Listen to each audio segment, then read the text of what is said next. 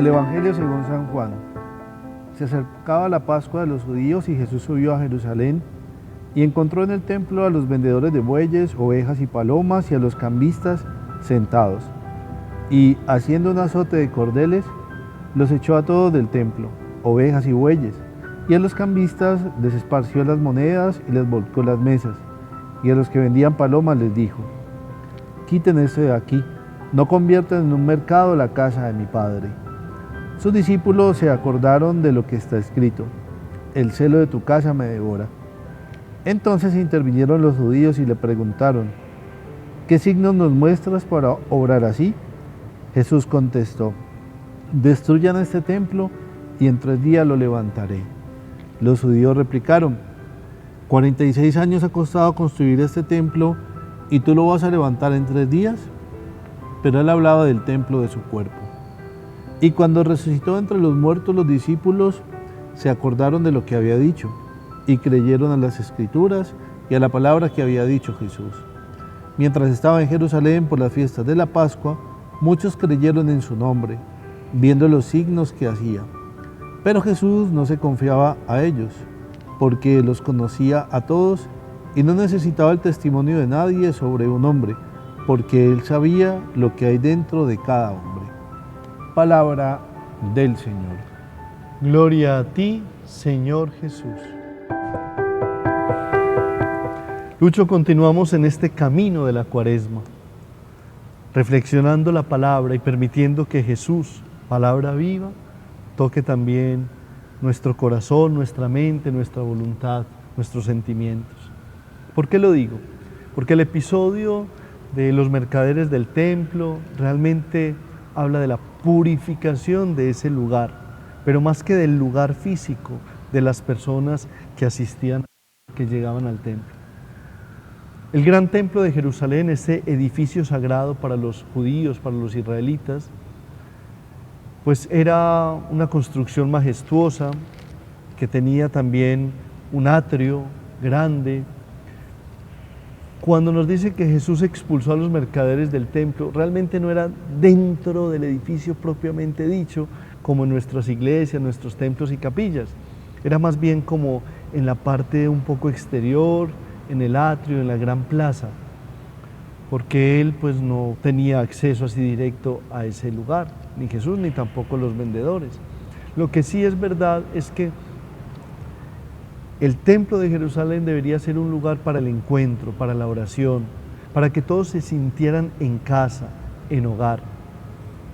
Y los dirigentes religiosos lo habían convertido en un mercado, en un negocio realmente, el negocio de la fe. ¿Qué es lo que hace Jesús? Jesús lo que hace no es que esté en contra de esas personas que trabajan. Jesús lo que está haciendo realmente es quitando todos los obstáculos, todo lo que impide que el ser humano pueda encontrarse con Dios. Y por eso, más que el edificio, la construcción, el majestuoso templo, Jesús está pensando es en las personas.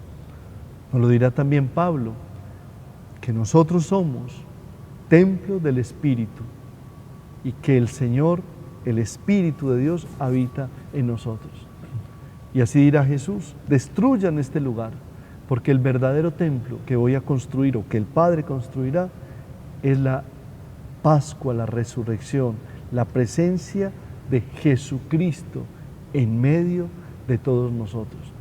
Y ese edificio que es Jesús resucitado, hablando simbólicamente, esa construcción nueva del ser humano, que es el Cristo que ha vencido la muerte y el pecado, nadie la podrá derrumbar.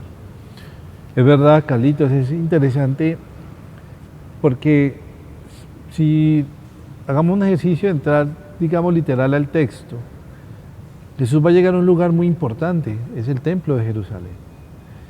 Se encuentra con el ruido, con el que compra, con el que vende, los animales haciendo ruido, la gente haciendo ruido. ¿Cómo puede entrar uno a un espacio de intimidad con el Señor después de atravesar toda esa experiencia? ¿Sí? Es decir, lo que también hoy nos invita a pensar es Qué rico llegar a ese encuentro con el Señor, qué rico encontrarnos con Él, también a través de una experiencia tranquila, de una experiencia serena, de una experiencia donde se pueda vivir a plenitud la intimidad, donde se pueda experimentar allí en ese silencio a Dios. Y dice el texto que haciendo un azote de cordeles, y también dice que los expulsó, es decir, como quien dice, salgan, no roben la tranquilidad, quiten, digamos, tantas cosas innecesarias en la vida, y es quizá también ese azote de cordeles para nosotros, para que ese encuentro con el Señor vaya de verdad desde la fe, desde el conocimiento del amor de Dios, no con tantas pruebas, no con tanto rito, no con tanta cosa, sino desde la tranquilidad, desde lo que se puede experimentar. Quizá muchas veces cuando uno va a muchos lugares de peregrinación, santuarios, uno se puede imaginar esta realidad, que uno va caminando y por aquí le ofrecen un escapulario, una camándula, una medallita, un cuadro, que flasquito para el agua bendita. Es decir, uno quizá va a encontrarse con el Señor y se encuentra con toda esa realidad. Y como dice Carlito, no es que uno esté en contra de esa experiencia, no, ni el trabajo, no, sino sabernos ubicar en el contexto. También, hermanos, saber que nosotros vamos al templo o vienen a este templo, es un momento de intimidad con Dios. Como dice nuestra Santa Madre Teresa de Jesús, a tratar de amistad con Él. Llegar libres de equipaje, con la serenidad de saber que es a Él a quien vamos a adorar y es Él el que nos va a retribuir en bendiciones. Majestuoso el templo de Jerusalén. Bellísimos nuestros templos, basílicas, capillas, lugares de celebración, de culto. Pero ninguno podrá igualar al ser humano, que fue construido, hecho, moldeado a imagen y semejanza del Señor. Por eso, en este domingo de Cuaresma, preguntémonos cómo estamos cuidando nuestro templo. Es aquí, en mi corazón, en tu corazón, en tu vida, en mi vida, donde acontece el gran encuentro con Jesús, el Salvador, con Jesús resucitado. Solamente cuando yo me doy cuenta y vivo como templo sagrado del Espíritu, entonces de esa misma manera voy a tratar a mi hermano. Y así cuando nos reunimos en nuestros templos parroquiales para la Eucaristía del domingo, entonces sentimos que realmente hay una comunidad viva. Y claro que cuidamos nuestros lugares de reunión, sí que lo hacemos y tratamos de que estén de lo mejor posible, pero el primer cuidado siempre será a nuestra vida.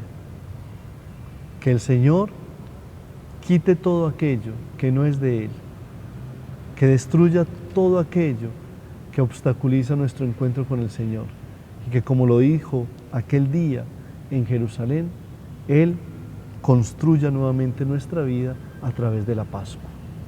Y es muy particular porque yo me imagino que el templo de Jerusalén era un lugar majestuoso, me imagino toda la belleza del lugar, como uno visualiza la belleza de muchos lugares y que invitan a la oración, que invitan al recogimiento, pero también que nosotros aprendamos a ver en el otro ese lugar sagrado de Dios, porque no se nos puede olvidar que somos creados a imagen y semejanza de Dios, y que al ser creados a imagen y semejanza de Él, reflejamos el amor de Dios.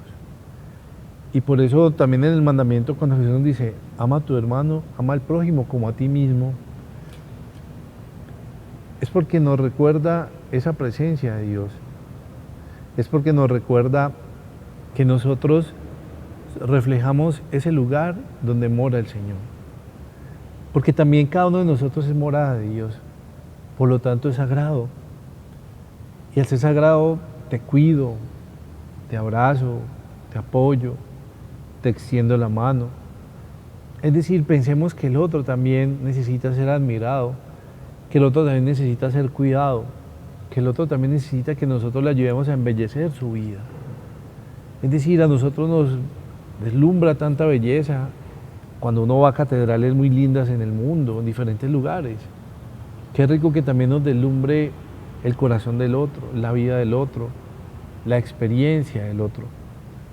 Esa experiencia se da cuando reconocemos esa presencia del Espíritu Santo, cuando reconocemos esa presencia del Señor que habita en nosotros y nos hace templos, porque en nosotros mora el Señor, vive en nosotros, y como tal, tú y yo somos sagrados, como es sagrado ese templo, como es sagrado el amor de Dios.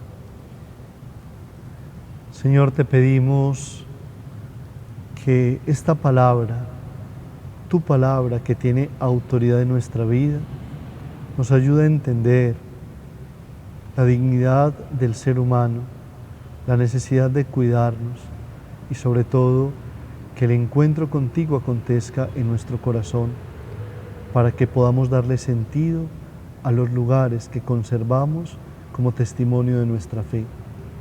Bendícenos a nosotros y a nuestras familias en el nombre del Padre, del Hijo y del Espíritu Santo. Amén. Luchito, seguimos preparando todo para la Semana Santa. Sí, y queremos que sigan nuestras redes sociales, que hagan parte de toda esta programación que vamos a tener ya en este mes de marzo.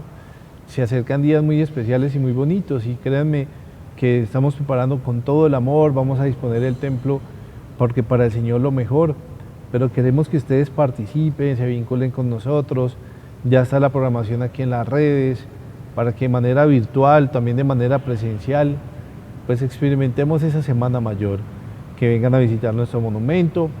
Espero que ya hayan adquirido el bono para el cirio, o si no, que no se demoren porque se agotan.